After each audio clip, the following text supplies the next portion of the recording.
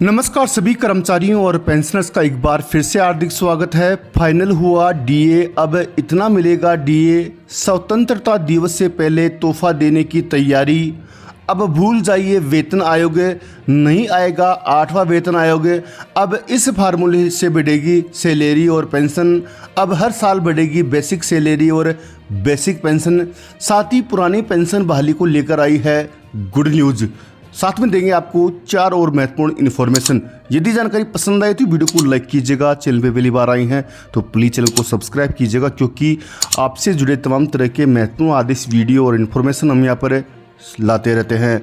दोस्तों वीडियो को लाइक करना बिल्कुल ना भूलें, क्योंकि आपका एक लाइक ही हमारी मेहनत का फल होता है। सरकारी कर्मचारी दूर कर ले कन्फ्यूजन। अब इन आंकड़ों से पता चल जाएगा कितना बढ़ रहा है आपका महंगाई भत्ता और महंगाई राहत। अगर आप या आपके जान पहचान में कोई केंद्रीय कर्मचारी है तो ये खबर आपके लिए बड़ी ही महत्वपूर्ण है। लंबे समय से कर्मचारी कसम में चल रहे थे कि जुलाई से उनका महंगाई भत्ता कितना बढ़ेगा और महंगाई भत्ते को क्या शून्य कर दिया जाएगा। कर्मचारियों को यह कन्फर्म नहीं हो पा रहा था। अभी तक मिल रहा 50% डीए जीरो होकर बेसिक सैलरी में जुड़ेगा या फिर इसके आगे ही डीए का फ़ायदा दिया जाएगा। आपको जानकारी के लिए बता दें कि अभी इस चर्चा पर विराम लग चुका है। सरकार की तरफ से जारी AICPI इंडेक्स के आंकड़ों से पता चल गया कि इस बार केंद्रीय कर्मचारियों को कितना फ़ायदा होने वाला है। जून 2024 का AICPI इंडेक्स इशारा कर रहा है कि इस बार केंद्रीय कर्मचारियों के महंगाई भत्ते में 3% का इजाफा होने की उम्मीद है। अगर ये बढ़ोतरी होती है तो केंद्रीय कर्मचारियों का मौजूदा डीए 50% से बढ़कर 53% हो जाएगा।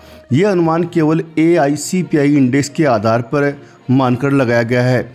इससे पहले सरकार ने मार्च में 4% डीए बढ़ाने का ऐलान किया था, जिसके बाद में ये बढ़कर 50% पर पहुंच गया है। डीए में बढ़ोतरी AICPI इंडेक्स के आधार पर मानकर की जाती है। अभी तक जनवरी से लेकर मई तक के आंकड़े जारी हो गए हैं, लेकिन अभी 31 जुलाई को आने वाले आंकड़े में देरी है। केंद्रीय कर्मचारियों को अब जुलाई से नया भत्ता मिलेगा।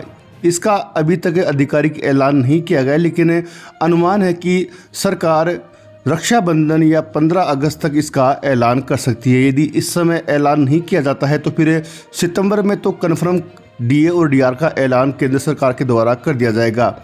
7वें वेतन आयोग के तहत केंद्रीय कर्मचारियों के लिए जनवरी से जून 2024 तक के AICPI नंबर्स महंगाई भत्ता तय करते हैं। वहीं अगली बड़ी खबर की बात कर ले तो पुरानी पेंशन को लेकर बड़ी अपडेट निकल के सामने आ रही है। अंतिम बेसिक वेतन का 50% पेंशन प्लस डीए 110% बहाल होगी पुरानी पेंशन। ये बयान निकल के सामने आया है।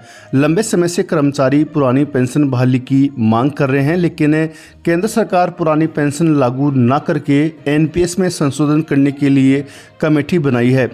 वित्त मंत्री निर्मला सीतारमण ने मार्च 2023 को NPS में सुधार करके एक कमेटी बनाई थी। भारत सरकार के वित्त सचिव TV सोमनाथन की अध्यक्षता में ये कमेटी बनाई गई थी। उम्मीद लगाई जा रही थी कि बजट के पहले ये कमेटी सरकार को अपनी रिपोर्ट पेश कर देगी और बजट में सरकार कुछ न कुछ पेंशन में संशोधन को लेकर घोषणा करेगी। लेकिन बजट में सरकार की तरफ से पेंशन को लेकर कोई आधिकारिक घोषणा नहीं की गई है, जिससे लाखों कर्मचारियों और पेंशनर्स में काफ़ी निराशा है।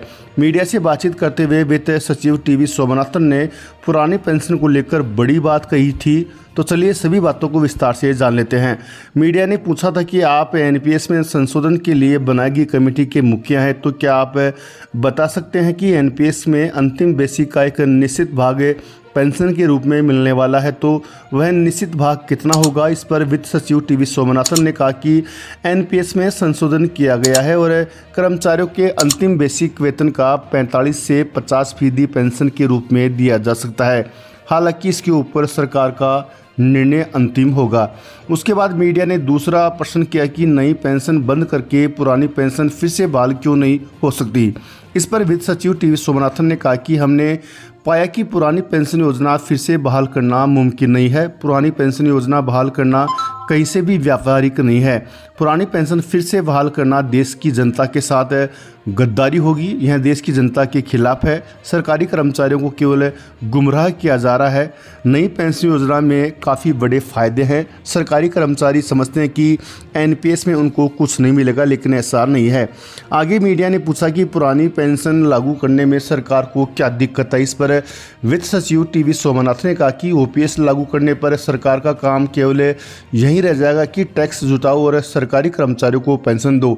सरकार का काम यह नहीं है। पुरानी पेंशन लागू करने पर सरकारी बजट का ज़्यादा से ज़्यादा हिस्सा सरकारी कर्मचारियों के पेंशन पर खर्च होगा। पेंशन का भार भविष्य की पीढ़ियों पर पड़ेगा।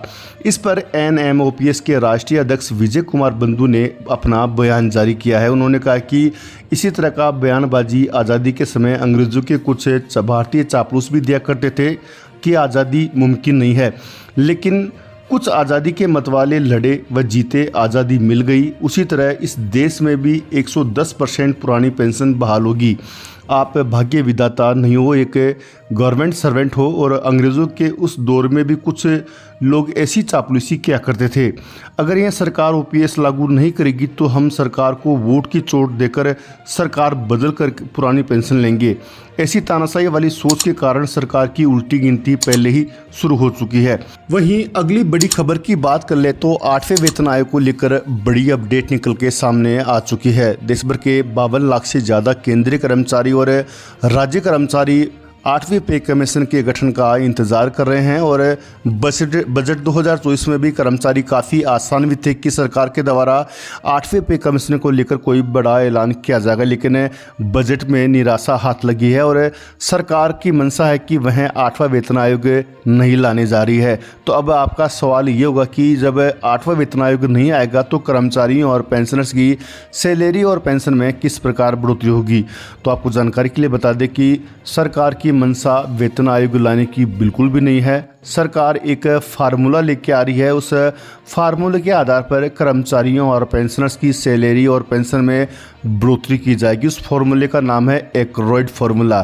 तो आपको जानकारी के लिए बता दें कि देश भर के 52 लाख से ज़्यादा केंद्रीय कर्मचारी और 68 लाख से अधिक पेंशन भोगियों सहित राज्य कर्मचारी और पेंशनर्स लंबे समय से सरकार से मांग कर रहे हैं वेतन आयोग के गठन करने की, क्योंकि 1 जनवरी 2026 से 8वां पे कमीशन का लागू होना है और अभी तक सरकार के द्वारा वेतन आयोग को लेकर किसी प्रकार का कोई ऐलान नहीं किया गया है, ना ही कमेटी का गठन किया गया है, जिससे कर्मचारी और पेंशनर्स काफ़ी आक्रोशित नजर आ रहे हैं। लेकिन सूत्रों से मिली जानकारी के मुताबिक सरकार सैलरी और पेंशन बढ़ाने के लिए वेतन आयोग के बजाय अब एक्रोइड फार्मूला लाने जा रही है, जिसके आधार पर लाखों कर्मचारियों और पेंशनर्स की सैलरी और पेंशन में साल दर साल संशोधन किया जाएगा।